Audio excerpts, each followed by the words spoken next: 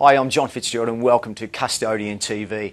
My job this morning is really to spend 5 minutes just filling in the gaps on what's actually happening in the economy and in particular with regards to property, interest rates, migration and of course housing. Momentous occasion now, the Reserve Bank have reduced cash rates to 3%, which is the first time in 50 years. So it's the first time in most of our lifetimes that you're seeing the cash rate so low. In regards to the downturn, my information I'm getting on the downturns comes from NAB, National Australia Bank, ANZ and Biz Shrapnel. The short of it is things are going to get worse before they're going to get better, and you're going to see it in unemployment. Unemployment perhaps rising to 7.5%. However, the government stimulus package, nearly $42 billion, is going to start taking effect, they believe, in about the fourth quarter of this year. So that's really positive from our perspective, because the prediction is you're going to see things start to turn around in the last quarter of this year, early 2010. On interest rates, as I said before, the cash rate has reached a 50-year low, but it's expected to go even lower. Now, ANZ believe that the cash rate will hit 2%, but not until December this year. National Australia Bank think it'll hit 2% in around about June, July. I'm not sure which one's the case, but how does that affect us? Well, obviously interest rates are going to be trending lower and they're going to stay low through most of 2010, according to their economists.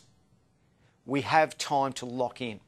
In fact, the swap rate, which is probably the most important data that we use, sees the cash rate really bottoming around September. So if you're thinking about locking in your loans, I thought there'd be an earlier rush. There's no need to rush that at the moment.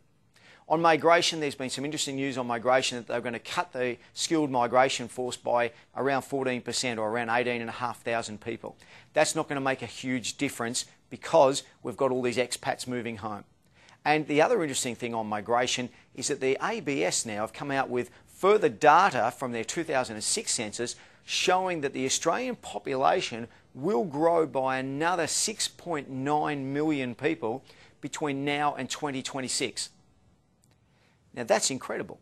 Growth of nearly 7 million people in under 20 years, and the majority of that growth is going to be in the main four capital cities: Brisbane, Sydney, Melbourne and Perth. That's where the majority of growth is going to be. And in fact, the real increase has been in Melbourne, where they've forecast a 100% increase on their previous forecast, and Sydney with 40% or 48% increase in their previous data. So real interesting news on population, but painting a big picture for us. Housing, on supply and demand, we need around 180 to 190,000 homes a year. At the moment, we're supplying somewhere between 120 and 135,000. There's a shortage of around 60, 70,000 homes a year. ANZ have said that in 2010 that is going to get so acute we're going to reach a shortage of 250,000 homes. And Biz Shrapnel, in the markets that we're influencing or we're in, have updated their notes to say that Victoria has today around 19,000 shortage, and that'll reach about 23,000. Queensland has around 25,000 today, reaching around 34,000 next year. And Western Australia didn't have a shortage last year, will have a shortage of around 4,500 homes, going up to nearly 8,000, 9,000 homes in 2010. Just interesting because we've got assets in those three areas. The effect that's going to have on supply, requirement for supply in those areas, which will drive prices, but also the effect on rents. Biz Shrapnel believe that rents are going to go up by 9% this year. That is 2009. So stay tuned on that. Keep on working your tenancies.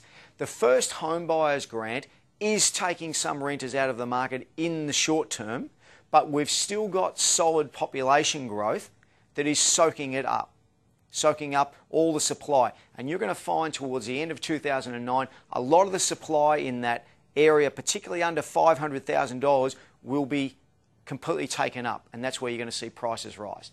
So I suppose in summary, in trying to fill in the gaps, expect things from the news perspective, things to get worse before they get better, but that's actually a positive from our perspective because you're going to see interest rates come down even further and stay low.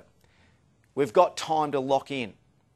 And the other critical thing from our perspective is supply and demand. That is going to get more and more critical, and you're going to start reading about that in the news, particularly in 2010. And the main reason for that is developers and people bringing on product can't bring enough product on. So anything that's on the market now is getting evaporated by first home buyers and investors and this population growth. Thank you for listening to me.